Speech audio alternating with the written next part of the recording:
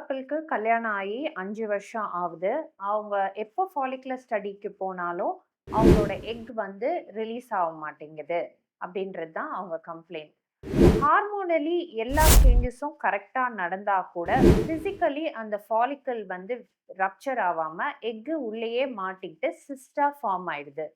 இந்த மாரி ப்ராப்ளம் வந்து எண்டோமெட்ரியோசிஸ் அப்படின்னு சொல்ற கண்டிஷன்ல ஏற்படலாம்.